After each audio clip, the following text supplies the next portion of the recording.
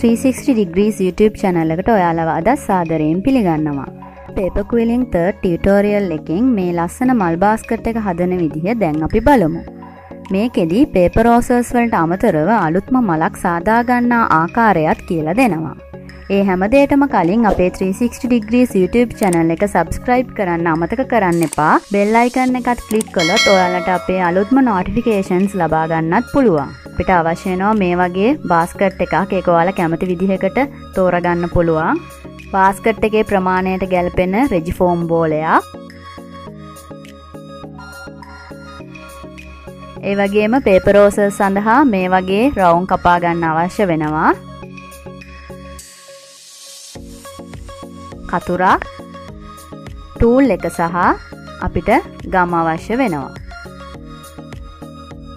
දැන් අපි බලමු අද අපේ අලුත්ම මල හදාගන්නේ කොහොමද කියලා. මේ තමයි අද අපි ඔයාලට කියලා දෙන අලුත්ම මල. මේක මල් විදිහටත් ඔයාලට පාවිච්චි කරන්න පුළුවන්. ඒ වගේම කොළ විදිහටත් පාවිච්චි කරන්න පුළුවන්. සීනරීස් කරනකොට ඔයාලට මේක තනකොළ විදිහටත් භාවිතා කරන්න පුළුවන්. මේක සාදා ගන්න අපිට අවශ්‍ය වෙනවා මේ වගේ A4 පටි. මම මේ අරන් තියෙන අඟල් භාගේ පටියක්. ඔයාලට කැමති සයිස් එකකින් පටි කපා ගන්න පුළුවන්. ඊට පස්සේ අපි මේ විදිහට මේ පටිය හීනියට කපා ගන්න ඕනේ. හැබැයි චුට්ටක් ඉතුරු කරන්න ඕනේ ඉහළින්. රැලි විදිහට කපා ගන්න තමයි තියෙන්නේ. රැලි හීනි වෙන තරමට තමයි මේක ලස්සන. මේ විදිහට. දැන් මේ අපි සම්පූර්ණ පටියම කපාගෙන ඉවරයි. ඔයාලට පේනවා මේ විදිහට තමයි රැලි ටික කැපිලා තියෙන්න ඕනේ. ගොඩක් හීනියට කපා ගන්න පුළුවන් නම් හොඳයි. ඊට පස්සේ අපි මේක ටූල් කරගන්න ඕනේ. කතුර අරගෙන මේ විදිහට අපි අතින් හිමින් සැරේ ටූල් කරගන්නවා. ඒක අපි කරන්නේ මේ රැලි වලට කර්ව් ෂේප් එකක් ලබා ගන්න. ගොඩක් ප්‍රවේශමෙන් කරන්න නැත්නම් පටි ඉරලා යන්න පුළුවන්. මම ඉක්මනින් කරලා පෙන්නන්නම්. දැන් අපිට තියෙන්නේ ටූල් එක යොදාගෙන මේ විදිහට මේ පටිය ඔතා ගන්න. අපි මේ ටූල්ස් සහ paper quilling වලට අවශ්‍ය හැම බේසික් කරුණක්ම අපේ introduction to paper quilling tutorial එකේ ඔක්කොම විස්තර කරලා තියෙනවා. දැන් අපි ඒකේ link එක දකුණු පැත්තේ ඉහළින් දානවා. ඔයාලට ඒකත් බලලා වැඩි විස්තර දැනගන්න පුළුවන්. මේ විදිහට හිමින් සැරේ ටූල් එක යොදාගෙන ඔතා ගන්න පටිය.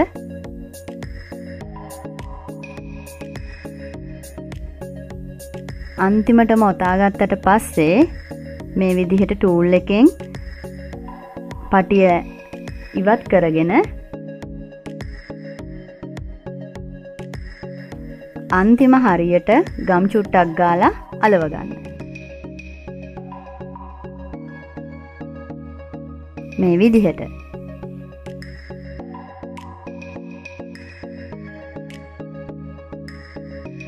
ඊට පස්සේ අපි මෙහෙම කතුර අරගෙන මේ විදිහට මේ පෙති ටික චුට්ටක් ඈඩ් කරගන්නවා. ඒක ඔයාලට අතින් කරගන්නත් පුළුවන්. එහෙම නැත්නම් කතුරෙන් කරගන්නත් පුළුවන්. හරි. දැන් මේ විදිහට හදාගත්ත මල් තමා මේ තියෙන්නේ. මම අද මේවා භාවිතා කරන්නේ කොළ විදිහට. දැන් අපි paper roses හදා ගන්නයි යන්නේ.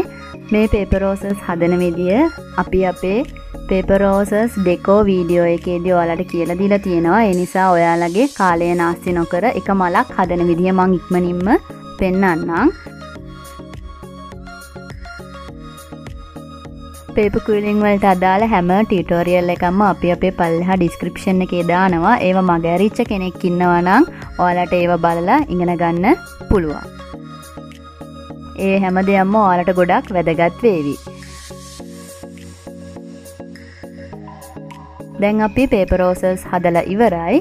ඊළඟට අපි අපේ first paper quilling වීඩියෝ එකේදී ඔයාලට කියලා දුන්නා tear drop එක හදන හැටි. මේ මම පෙන්නන්නේ දැන් ඒක හදන විදිහ. දැන් මේ හදන tear drop shape එක අපි අපේ paper quilling first tutorial එකේදී ඔයාලට කියලා දීලා තියෙන්නේ. මම ඒ වෑනුත් කිහිපයක් හදා ගන්නවා. එතකොට අපිට මේ basket එක තවත් ලස්සන කරගන්න පුළුවන්. හරි. දැන් අපි අපිට අවශ්‍ය දේවල් ඔක්කොම හදාගෙන ඉවරයි. දැන් අපි බලමු කොහොමද මේ බාස්කට් එක හදාගන්නේ කියලා. මුලින්ම රෙජිෆෝම් බෝලෙට ඔයාලා මේ විදිහට මල් වලට ගැලපෙන පාටකින් කොලයක් අලව ගන්න. ඊට පස්සේ දැන් මගේ බාස්කට් එක චුට්ටක් ගැඹුරුයි. ඒ නිසා මම මේ වගේ රෙජිෆෝම් කොටසකුත් අලවගෙන තියෙනවා. නමුත් ඔයාලගේ රෙජිෆෝම් බෝලේ හරියටම ෆිට වෙනවා නම් බාස්කට් එකට ඔයාලට මේ වගේ එකක් අවශ්‍ය වෙන්නේ නැහැ. ඒ අලවගත්ත කොටසටත් මම මේ පාටින්ම කොලයක් අලවගෙනයි තියෙන්නේ. දැන් අපිට තියෙන්නේ මේ රෙජිෆෝම් බෝල් එක මේ බාස්කට් එකට අලව ගන්න. ඒකට අපි මේ විදිහට ගම් ටිකක් වැඩිපුර ගා ගන්න ඕනේ. ගම් ටිකක් ගාලා බාස්කට් එකට අලව ගන්නවා. දැන් මගේ බාස්කට් එක චුට්ටක් ගැඹුරු නිසා මං අලව ගන්නේ රෙජිෆෝම් එකට. ඔයාලා ඔයාලගේ බාස්කට් එකට ගොඩක්ම ෆිට වෙන හොඳ ලොකු බෝලයක් ගත්තොත් කෙලින්ම බාස්කට් එකටම අලව ගන්න පුළුවන්. දැන් අපි ගම් ගාගෙන ඉවරයි. මේ විදිහට රෙජිෆෝම් බෝල් එක අලව ගන්න තමයි තියෙන්නේ. මෙහෙම අලවලා චුට්ටක් තද කරන්න. ඊට පස්සේ දැන් අපිට තියෙන්නේ අපි හදාගත්ත මල් අලව ගන්න පේපර් රෝසස් ටික. තමන් කැමති වර්ණ කිහිපයකින් හදාගන්න. එතකොට ලස්සනයි. තමන්ට කැමති නම් තනි වර්ණකින් උනත් හදාගන්න පුළුවන්. හදාගත්ත පේපර් රෝසස් ටික මේ විදිහට මේ බෝල් එකට අලව ගන්න තියෙන්නේ. තමන් කැමති රටාවකට ඒව අලව ගන්න පුළුවන්. රෙජිෆෝම් බෝලේ අලවපු ගමන්ම අලවද්දි චුට්ටක් ප්‍රවේශමෙන් අලවන්න. නැත්නම් ඔයාලට පුළුවන් රෙජිෆෝම් බෝලේ අලවලා ඉවර වෙලා ටික වෙලාවකට පස්සේ මල් ටික අලව ගන්න.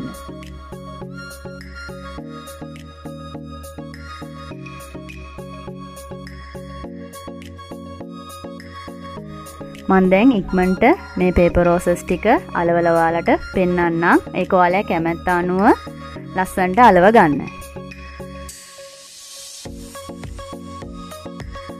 මම මේකට කලර් ෂේඩ්ස් අරන් තියෙනවා. එතකොට ඒක බලද්දි හරිම ලස්සනට පේනවා. නමුත් ඔයාලා කැමති විදිහට ඔයාලගේ ක්‍රියේටිවිටි එක අනුව ඔයාලට ඒ දේවල් වෙනස් කරගන්න පුළුවන්.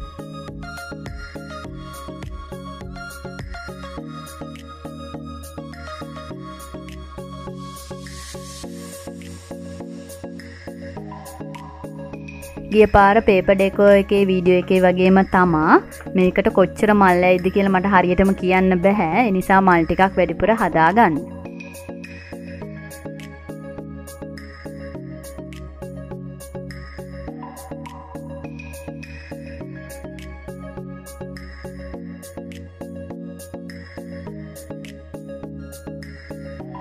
දැන් අපි අපේ තුන්වෙනි ෂේඩ් එකත් මේ අලවමින් තමයි ඉන්නේ.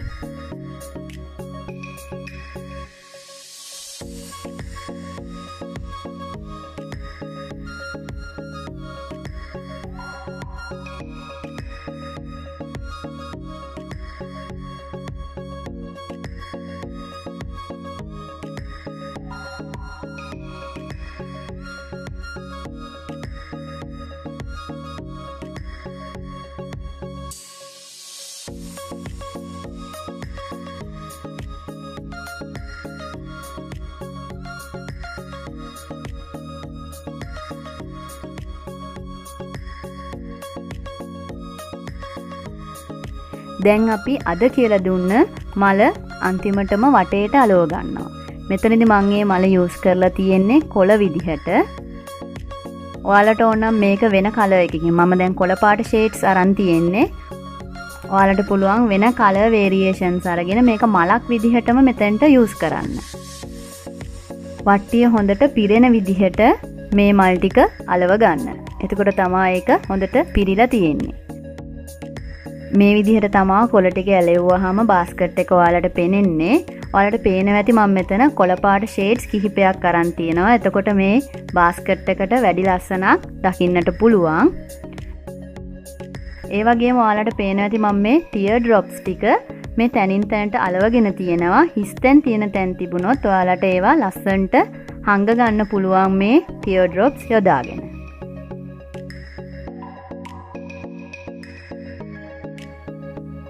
මේ බාස්කට් එක ඔයාලට gift එකක් විදිහටත් use කරන්න පුළුවන්. ඒ වගේම ඔයාලගේ ලස්සනට තියාගන්නත් මේක භාවිතා කරන්න පුළුවන් වගේම ස්වන් රැකියාවක් විදිහටත් ඔයාලට මේ බාස්කට් එක හදලා මුදලක් උපය ගන්න පුළුවන්.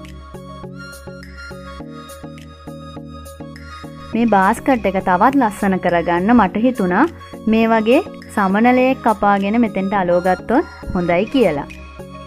මම මේ සමනලයක් කපාගෙන තියෙන්නේ paper cutters වලින්. අපි ඉදිරියේදී ඔයාලට කියලා දෙන්නම් paper cutters use කරන්නේ කොහොමද, ඒවෙන් තව මොනවද අපිට කරන්න පුළුවන් නිර්මාණ කියලා.